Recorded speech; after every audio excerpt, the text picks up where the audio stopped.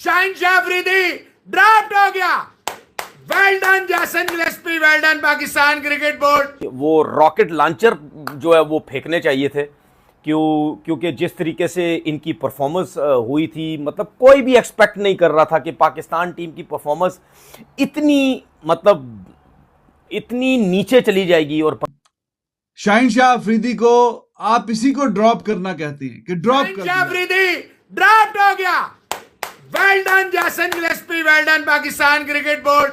Very very well done Shan Masood.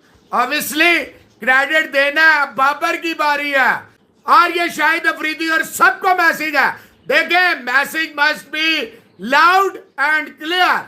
Message loud and clear होना चाहिए। और क्या होना चाहिए कि भाईजान यूं फैसला हो, यही होना चाहिए। ऐसी की तैसी अगर आप नहीं करेंगे तो आप अपने साथ भी जुल्म करेंगे। शाहिनशाह अफरीदी को मैसेज दे दिया, तू कराची रुक, तू कराची रुक ना, लेकिन वो आ गया इस पे, है जी, इस पे आ गया कि शायद मेरा सुसर जो है ये यहां कुछ कर जाए, पर नहीं नहीं नहीं।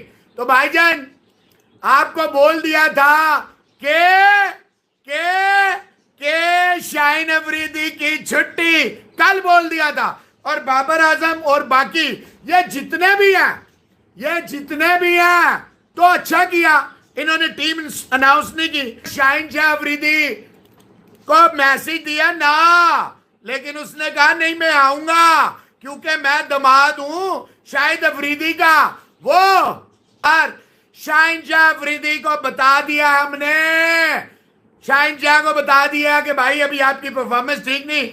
और वो अंडरस्टैंड कर रहा है, गिलेस्पी कह रहे हैं अंडरस्टैंड कर रहा है कि जनाब वाकई इस वक्त देखे, मैं तो कब से कह रहा हूं काश पाकिस्तान क्रिकेट बोर्ड 2021 में जल्दबाजी ना करता, 20 में 19 में शाहीन अफरीदी को गली मल्ला छत का हर मैच जो है ना खिलाता तो ये दिन ना देखना पड़ता। Steve Marshall, it is not important के that we are going to the ground और नॉट, इंपॉर्टेंट ये आइंदा के लिए वंस एंड फॉर ऑल ये मसला हल हो जाए, बस ये जरूरत थी। अगर अजहर महमूद या कोई वकार वकूर कोच होते, आप यकीन करें ये शाहिद अफरीदी का सामना ना कर पाते। मेरा सलाम है गिलेस्पी और शान मसूद। और यहां पे देखे पाकिस्तान क्रिकेट बोर्ड ने हिम्मत तो दिखाई, देर ही सही, एक को हटाने का मतलब है सबको मैसेज कर रहा हूं। गिलेस्पी ना होता तो यही शाहीन घेर रहा था।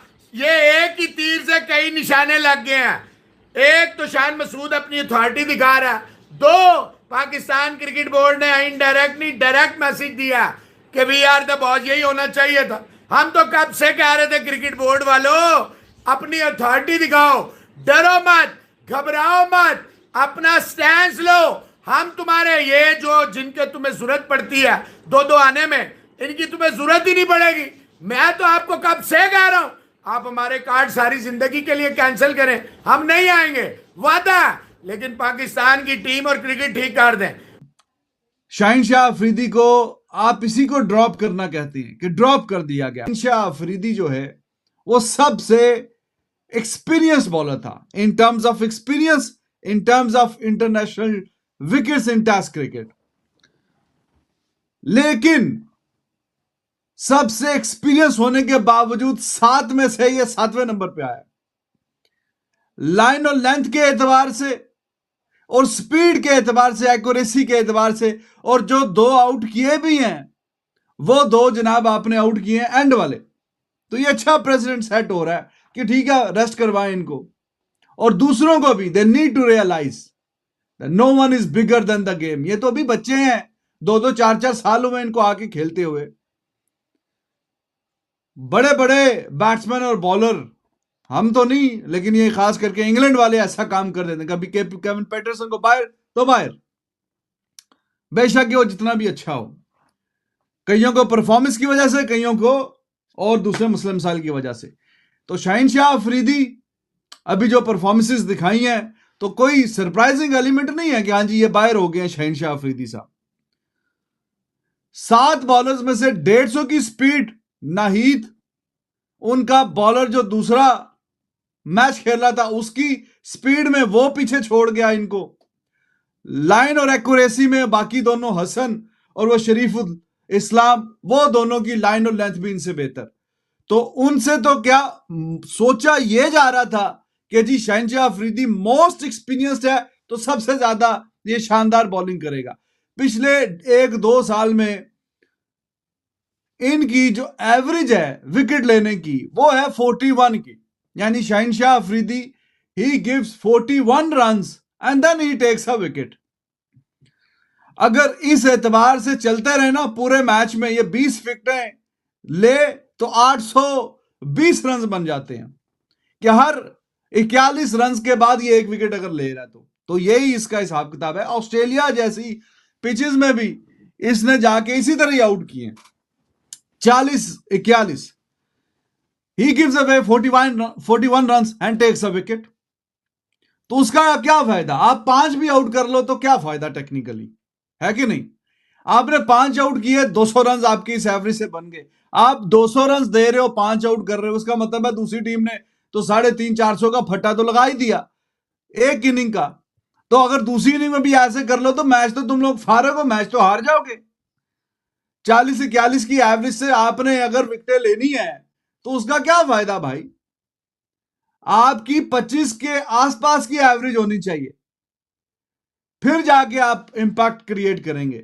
5 आउट कर लेने मतलब 150-200 रन दे देते ने तो फायदा की, मैच तो बढ़ गया, मैच तो ठुक गया। तो शहनशाह अफरीदी साहब पहले मैच के 7 फास्ट बॉलर्स में से बिल्कुल सबसे, अब अगर बॉटम वाले बॉलर में कंसीडर किए जाएं तो कोई इसमें हैरानगी की बात नहीं है। इन terms of accuracy, in terms of speed और इन टर्म्स ऑफ इफेक्टिवनेस, इन 3-4 जो भी क्राइटेरिया हैं वो सब में 3 उनके भी अच्छे थे बांग्लादेश वालों के, और ये पाकिस्तानी भी बाकी 3 इससे बेहतर नजर आ रहे थे। खास करके जो नए हैं 2, खुरम शहजाद, वो तो काफी अच्छा नजर आ रहा था बनिस्बत के इसके, और नया गेंद भी इन्हीं को मिला। वो बीच में शायद मोहम्मद अली को एक दे देते, शायद वो इनसे अच्छा कर लेता। तो कोच ने तो कहा है कि नहीं, हमने उनसे बात की है, बिठा के समझाया है, ये किया है कि आप अभी ताजा अब्बा जान बने हैं, जाएं जाके फैमिली के साथ वक्त गुजारें और ये वो। तो अगर फैमिली के साथ वक्त गुजारना था तो उसको फिर लंबी छुट्टी दे देते। वो कल परसों पिच के जायजे क्यों ले रहा है भाई? पिच देख रहा है ऐसे ऐसे, हाँ जी ठीक है, ऐसी वैसी। वो रॉकेट लॉन्चर जो है वो फेंकने चाहिए थे, क्योंकि जिस तरीके से इनकी परफॉर्मेंस हुई थी, मतलब कोई भी एक्सपेक्ट नहीं कर रहा था कि पाकिस्तान टीम की परफॉर्मेंस इतनी इतनी नीचे चली जाएगी और बांग्लादेश जैसी टीम से भी आप हार जाएंगे। देखिए शाहीन की बात करते हैं, कोई लोग कह रहे हैं ड्रॉप कर दिया गया, कुछ कह रहे हैं रेस्ट कर दिया गया, ज़्यादातर लोग ये कह रहे हैं ड्रॉप कर दिया गया। अब ये देखिए परफॉर्मेंस तो किसी की भी नहीं थी पहले टेस्ट मैच में, किसी फास्ट बॉलर की नहीं थी, तो फिर शाहीन को क्यों ड्रॉप किया गया?